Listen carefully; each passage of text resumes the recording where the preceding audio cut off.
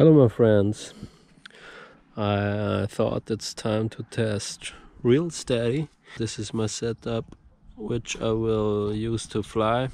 It's a GoPro Hero 6. Let's see the difference between ReelSteady and no stabilization.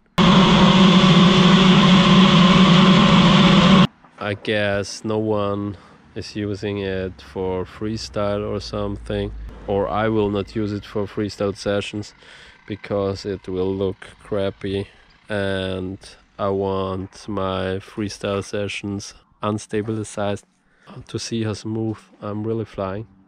But in the future I also want to make some cinematic edits, and that's the reason why I'm testing ReelSteady now.